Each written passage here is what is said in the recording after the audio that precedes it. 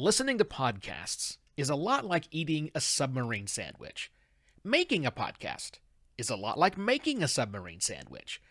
But too many podcasters try to make one like they eat one. Let's fix that.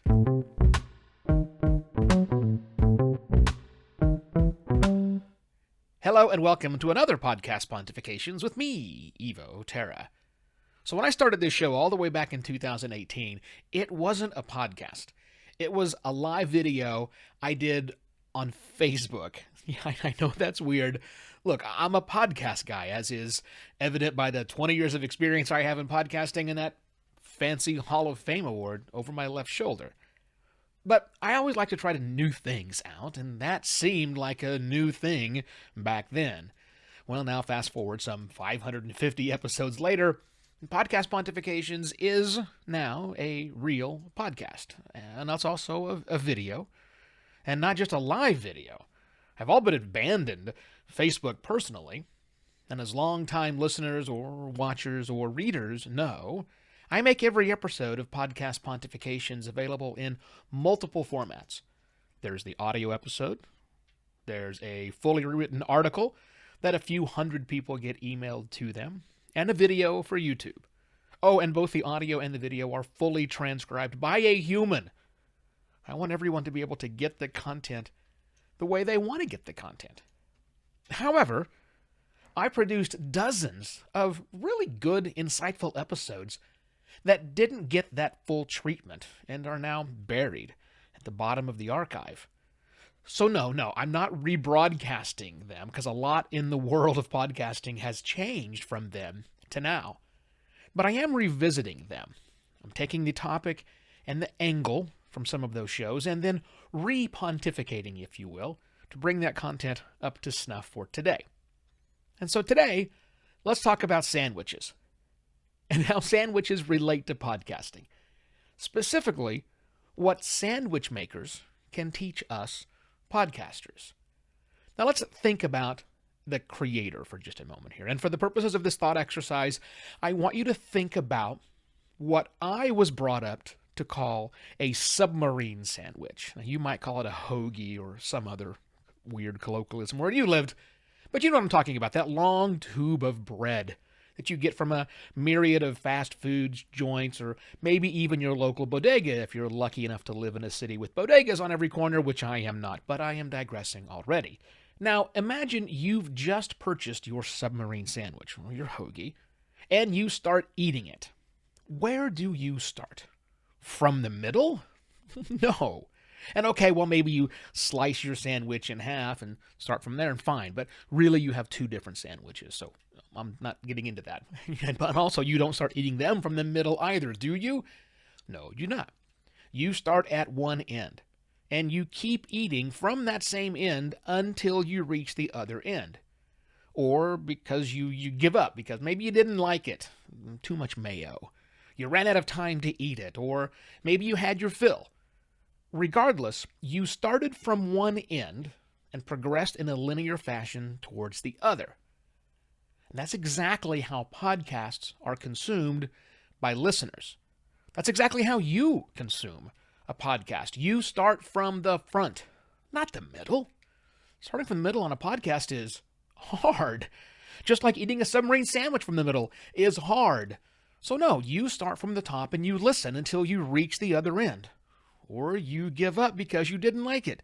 Too much mayo, whatever that means as a listener to you. Maybe you ran out of time to listen to it, or you had your fill. Regardless, just like that submarine sandwich, you started from the top and progressed in a linear fashion toward the end of the episode. Okay, so all of that is rather obvious. What's less obvious is when we look at how that sandwich got made and then compare that to how the podcast episode is made. And this is where it all starts making sense, I hope. That submarine sandwich was consumed, again, from one end in a linear fashion, one bite at a time, where each bite has bread and condiments and toppings and whatever the middle section has in it. But it was not created from one end with bread, condiments, toppings, and whatever else was assembled one bite-sized chunk at a time and then glued together to form the total sandwich, right? Yet that's the way a lot of podcasters still make their episodes.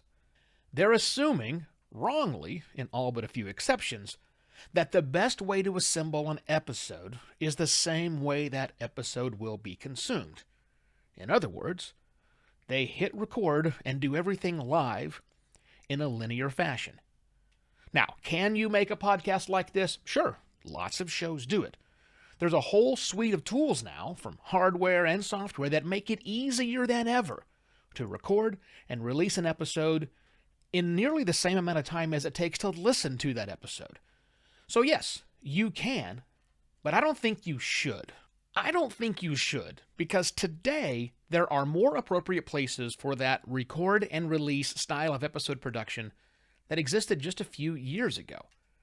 A linear style of recording where you do start at the beginning and progress until you get to the end, adding in the music, your guests, your segments, effects, whatever, as needed in real time. That used to be called live radio. And podcasting wasn't live radio then. Today, that linear style of recording and producing as you go is called live streaming, or called social audio, a la Twitter Spaces and others. Or whatever the next listen in as or watch as we do it live tool is going to bring to us. In this universe, or the metaverse, whatever.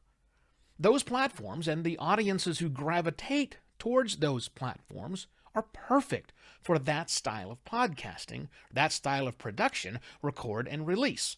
And if that's the kind of show you want to produce, a show where you record and produce it live and in real time, you absolutely should make a show like that. But should you podcast that show? Well, there's the question.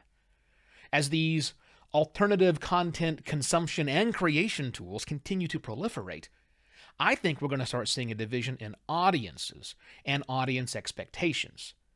See, audiences vote with their eyeballs and their ear holes, and that in turn shapes the content that creators produce, further creating differences in formats and conventions from one platform to another. Which is why the whole concept of COPA, or create once, publish anywhere, or everywhere, didn't really work out as well as we wanted it. One of podcasting's superpowers over those other platforms is the time buffer. It's because we're not forced to produce as we record that we can be more creative. Because it's not appointment-based content we're making, we can pay more attention to the craft of storytelling. Because we're not assembling an episode one bite at a time and live, we have the time to go back, perhaps several times, to edit, shape, and transform our work into something truly remarkable, without the stress of just trying to get through the damn thing in one take. Podcasting's changed a lot in 20 years. I think it'll change a lot more in the next 20, or heck, the next 2. Of that, I am absolutely convinced changes will continue to happen.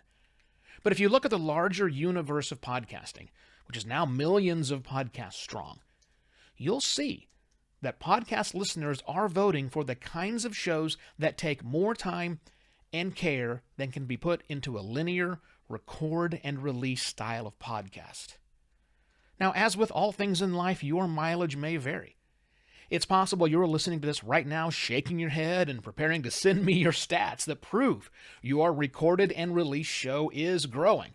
But let me save you the trouble. I'm not talking to you. You're the exception here. Congratulations. But that's an abnormality. My goal with this episode, where I revisited a topic I introduced back in July of 2018, almost 4 years ago, was to encourage podcasters to embrace what makes podcasting different and to take the time to make episodes that could not be experienced on any of those other mediums. It's what makes podcasting special. So let's keep doing more of that, please. And with that, I shall be back next week with yet another podcast, Pontifications. Cheers!